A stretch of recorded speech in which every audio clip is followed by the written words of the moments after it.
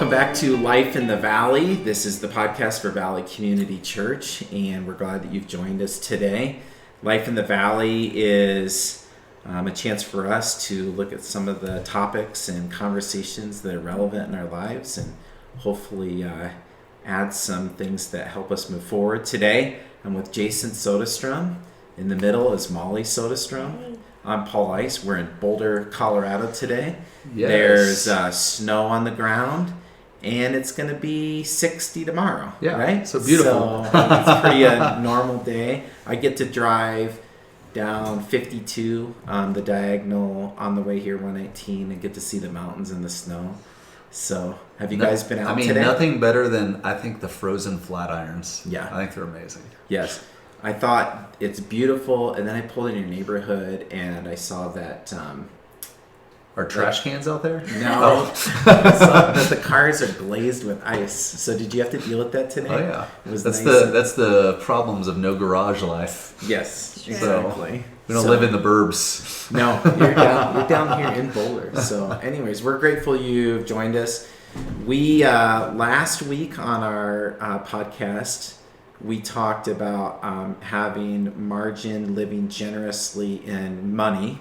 Yes. And so this week we thought we'd add another aspect of that, living generously with your time. Yeah. And I think that one of the things we talked about is money was a little hard to talk about.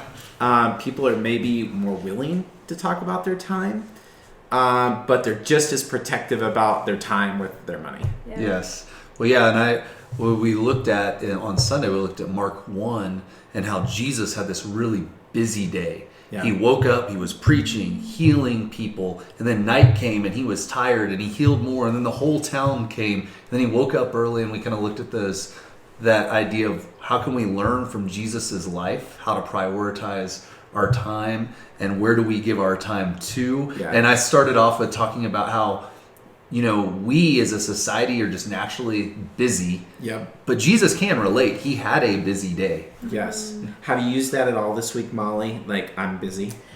I haven't, mostly because Jason talked about it, so I've had to catch myself. But it's funny, we were actually talking, I'm like, I think it would be, like, it's your normal go-to to say I'm busy. But I was just thinking, like, it would honestly be awkward and a stretch for me to, like, for my friend to ask me, oh, what are you doing today? Or what do you have going on? For me to just be like, I'm just relaxing. Yes. Like, I just have like an easy day. Like, I honestly think that would be more awkward. Yes. My calendar is completely open. Yeah. Yes. Yeah. Yeah, I think that's true. A guy called me the other evening, and he's like, or he texted me, I need to talk to you. And I'm like, okay, I'm in a meeting right now, and I can talk to you on the way home. So he called me on the way home, and he's like, is this pretty normal for you to like be meetings this late at night? And I think the pride in me goes, yeah, this is pretty normal. Like, I'm busy all the time. I don't have time for my family. Like, what am I going to say is like, no, like, I'm usually watching ESPN about right now. I'm like, that doesn't sound very noble. Yeah. So, especially when you kind of pointed out, Jason, like, Jesus was on the move, and Yeah. Jesus had things that he wanted to accomplish. Yeah.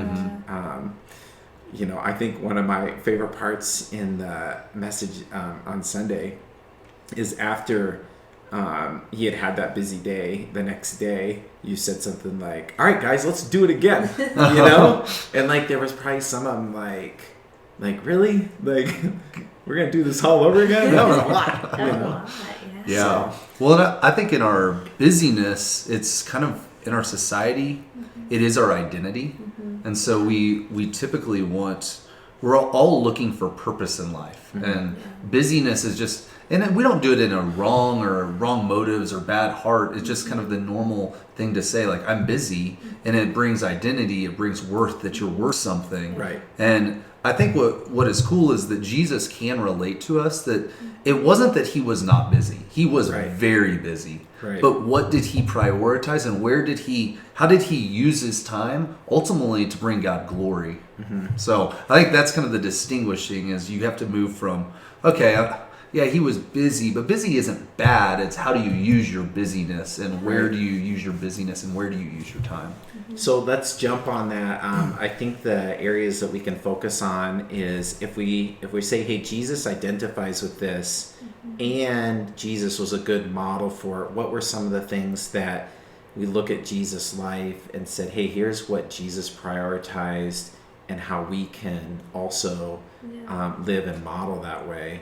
So kind of Molly, maybe you could jump into that. What were some of the things for you that kind of you identified with, this is what Jesus modeled and it's what in my life I think I want to model? Yeah, I think just the first one Jason talked about on Sunday was he was God-centered. Like, I think if we're really gonna like arrange our lives properly and have meaning and purpose in our lives, like we have to start with being God-centered.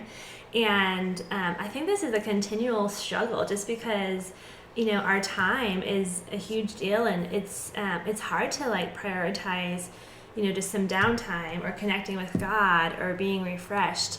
And so, but I really do think if we want to have a purposeful, meaningful life, for me, I can always look back, and it goes back to, am I connecting with God? Like, just on a daily basis, like, am I taking time to, whether it be wake up early or during nap time, like, just put God first. Your nap time? No, I wish my nap time, the kids' nap time. Yep. To just take the first, like, it goes back to giving God the first fruits, right? Yeah. So the first part of your day, or the first part of my nap time, my kids' Right. nap time, to God, to focus myself on who God is, who He created me to be, and like what His purpose is for my life. I see everything flow from that, Yeah. And if I don't do that, I also see just honestly negative effects flow from that as well. I always think it's interesting that God created 24 hours in a day. And I think it's a blessing, and I think it's sometimes like, we got to do this every day, because you can have a great day where you were God-centered. You go to sleep and you wake up and your next day it's like zero centered around God. And you're like, what was I doing today? Yeah. But when you have that bad day, you Right. get a restart the next day. Yes. It says like His mercies are new every morning. And so I think being God-centered, I think this is why Jesus, it said He woke up early before sun was up. And then He went to a deserted place to get time to pray, to be with His Father, because He knew He had to align Himself. And I believe that alignment has to happen daily. Yeah. And if it doesn't happen daily, we can't sustain it on our own. It reminds me, there's a story about Elijah. He was fed by ravens, and they only brought him enough for the day. Right. It was not more or less. It was just enough. And I think that's kind of how God-centered is you have enough for the day. And then you know what? You got to go back the next day. Yeah. Because the ironic thing about that is, if you think about that verse, God's mercies are new every day, why wouldn't He just say God's mercies are there for you all the time? Because isn't that true? Mm-hmm. And I think what He's emphasizing is, like, it is a fresh start every day. And that's the way we were created. Like, Yes. you need sleep generally every day. Now, you can try and go without it, but you will eventually pay for it. Yeah. And so our lives are a rhythm, and they are a pattern, and they are built on habits. And so one of those is God's mercies there for you every day, and use the word refresh. Like, that's the way you need to start seeing God-centered, is it's a time to refresh. Don't look at it as a time of just devotion, although it is devotion, or it's a time that, like, I need to spend. I think if you start to look at it as a refresh, like, God's mercies are there, God's Yes. generosity, God's love is there, and when I skip being God-centered today, I'm missing out on that.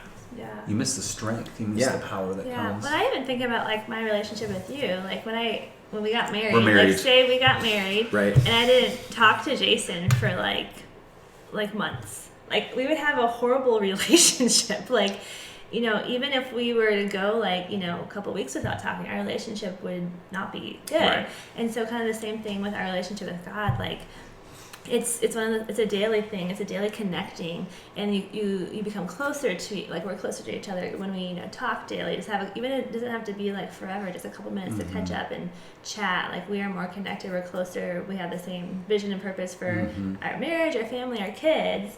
when we connect on a regular basis, daily. And I think the one pattern we saw is Jesus would get alone with God. Yes. And I think that that would be a good pattern. That alone time, I think, Molly, you said it should be a priority. And so I think that's where we start. But then realize it can happen at any time during the day. Yes. Now, I wouldn't establish it like that. Well, whenever it happens today, it'll happen. I would establish alone time with God. But I would also say I'm driving it today and I'm like, okay, I'm in the car by myself, of that 20 minutes, I'm thinking about my schedule, ironically, I'm not thinking where I'm driving. I got to 287 and 52 and had my blinker on and I'm in the center lane. You're that guy. And the light turns green and I'm like, left is church, right is school.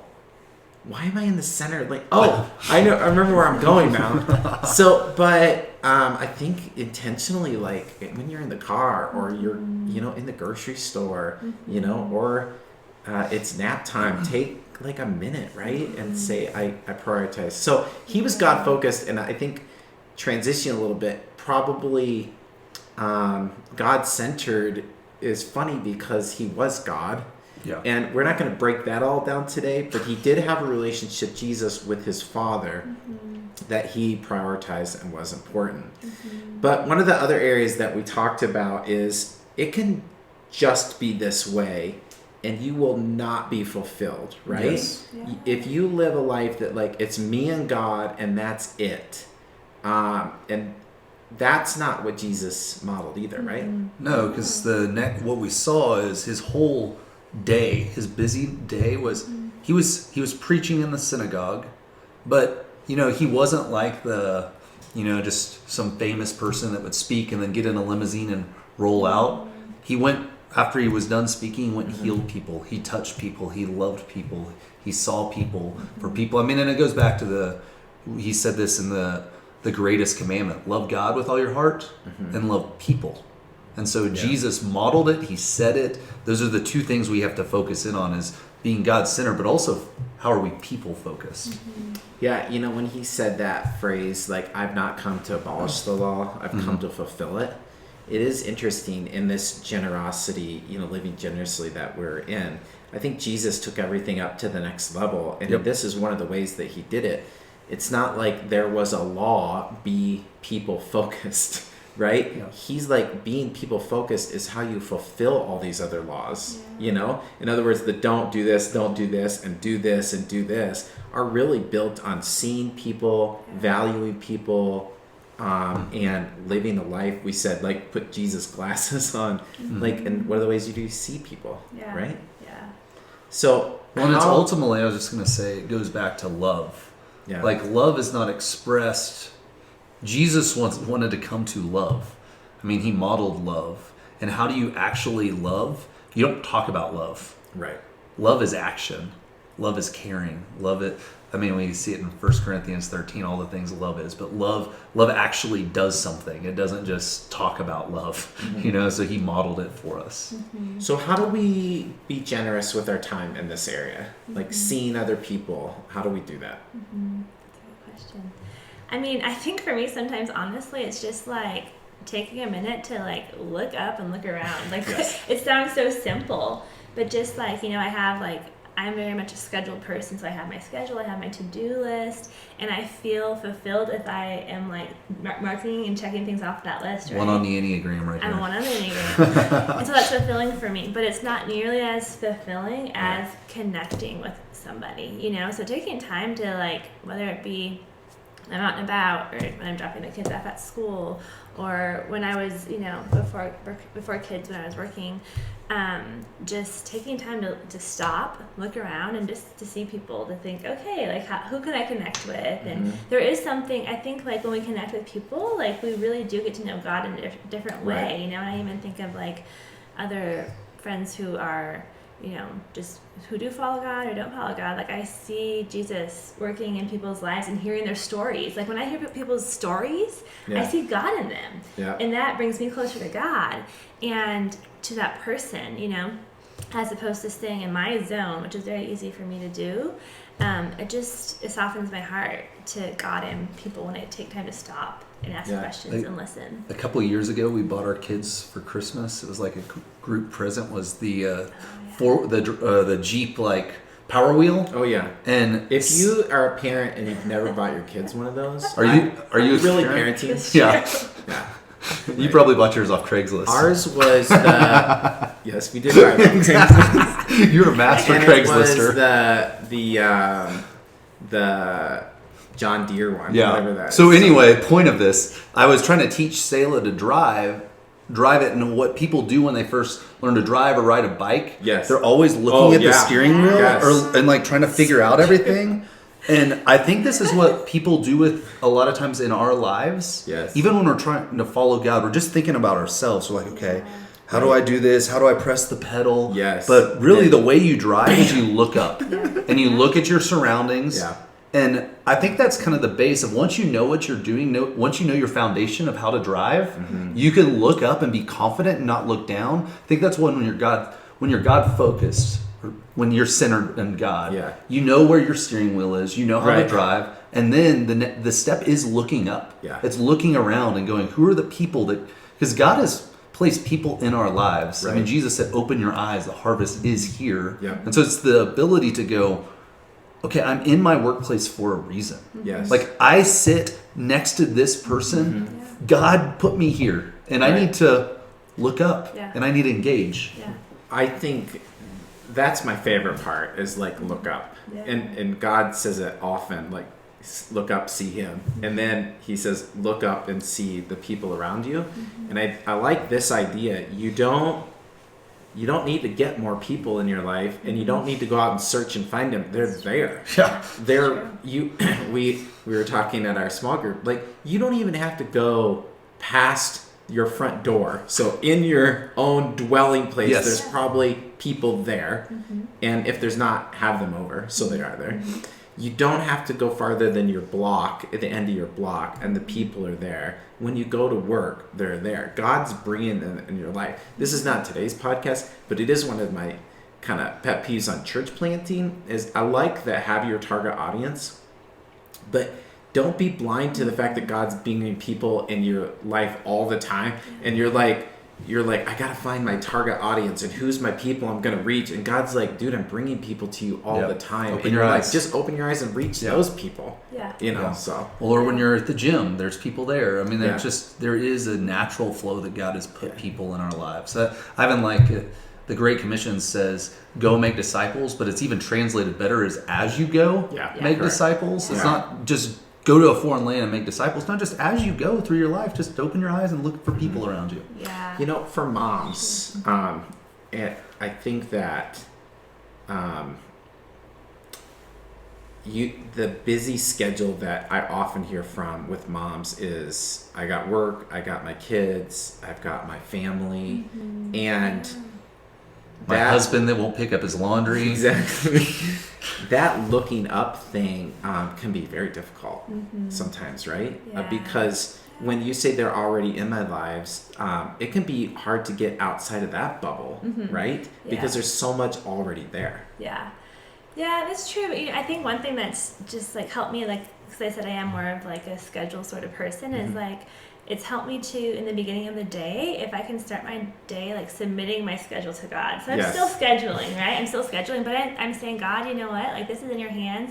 You could change things, and I'm okay with that. I know your plans are better, and I think the idea of like looking up is like I am around a lot of people. I am around other moms and different things that I can talk to, that I can stop and ask. Like I think sometimes I'm too focused on my kids. Yep. God doesn't want us to be too focused on our kids. Like he wants us to, look around at like other moms and other people that we can also talk with and rub shoulders with. I was going through our calendar for this week with Jill, and we have a Google Calendar. I don't know how I would survive without a Google Calendar. Yeah.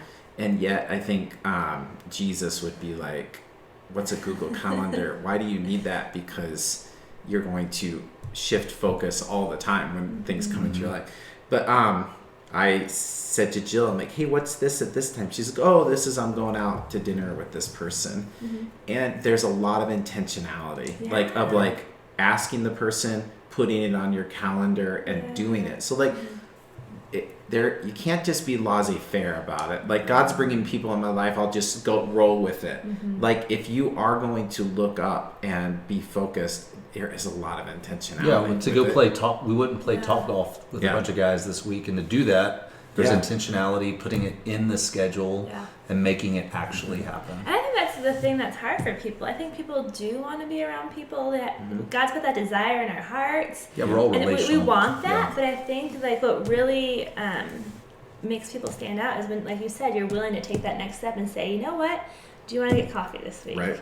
And there's this saying that I like. It says most people end up somewhere, few people end up somewhere on purpose. So it goes back to being purposeful. Like I have to think ahead. Or sometimes Jason and I, like, we want to get together with a couple or someone that we want to talk to or kind of share our faith with, but we might need to plan it a month out. Right. Because you know what? If I try to plan it a day before, I might not do it because I'm tired. Yeah. But whenever we plan it a month out and we do it, we are so thankful we did. So just like, I think the intentionality, like you said, is huge, you know?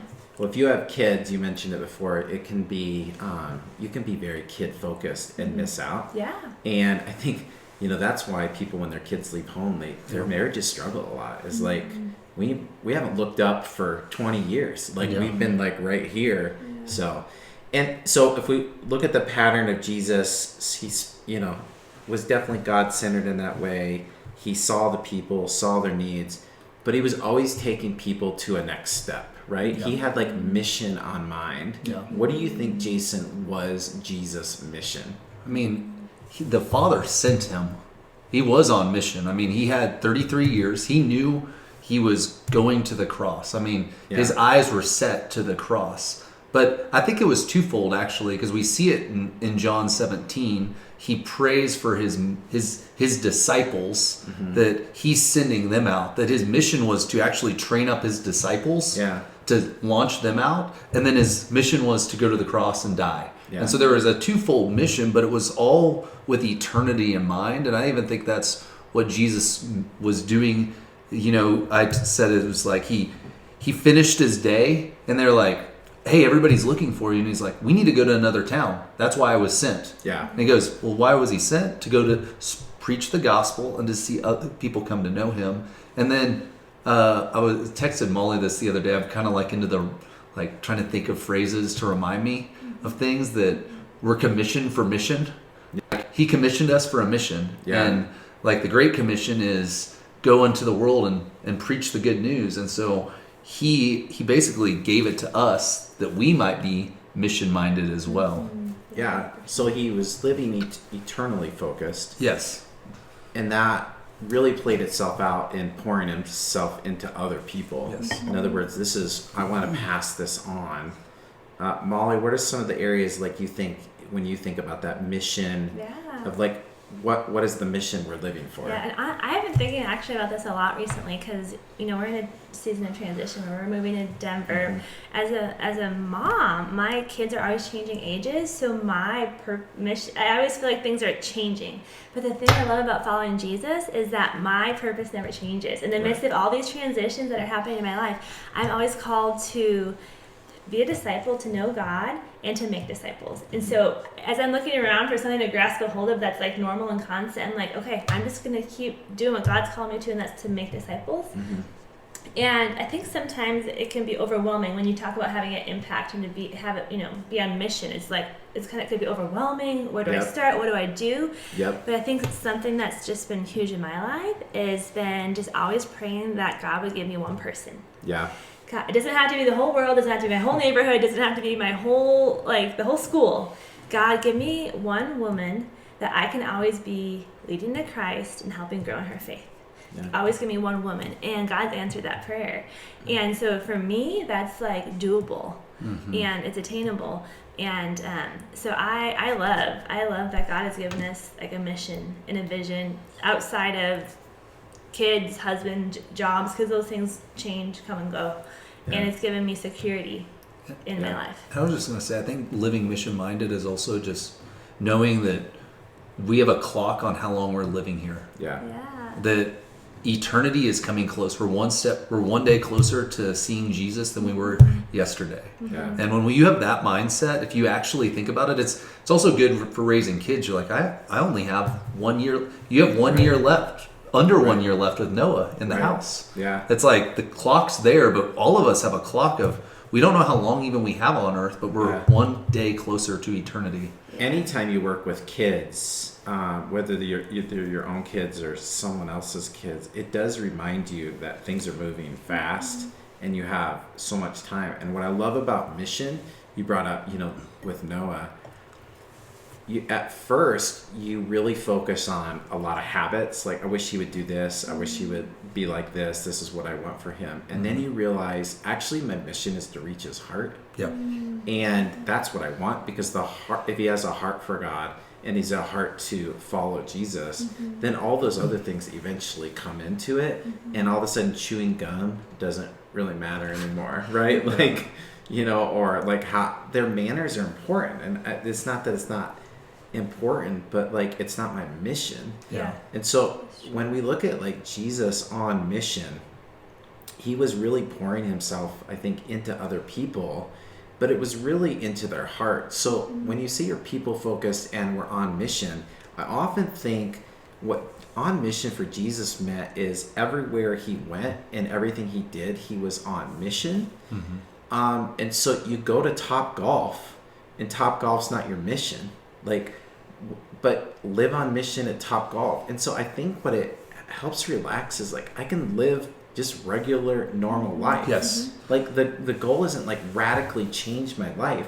It's just radically change my mission. And even when I'm doing those things. Even as we close up, like the idea of Yeah. mission and all of these things, like it is your normal life. It Yeah. becomes your normal life. And it's God's putting you in certain places. He's putting you in your workplace, in your family, to just take what he's given you. And I think it all goes back to stewardship. We talk about stewardship with our money. Yeah. Like, okay, God's given me something. And we see this throughout all of Jesus's teaching. We see it in the parable of the minas, the talents that he gives, and he wants us to steward it and do something with Yeah. it. And so he's given you your job.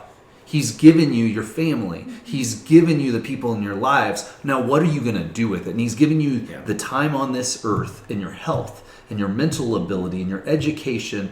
And it's not that you have to we're not asking people to go move to Papua New Guinea and be missionaries. Be great if you want to do that, but not everyone's going to do that. But how do you steward what God's given you from your money, your resources, your time, your talents, and how do you give them to the glory of God? And when you do that, you live for a purpose and you have actually joy that's greater than any other joy you get from anything else. And I think the one thing you do is, we were talking about living generously, is you start to more generously just give it away.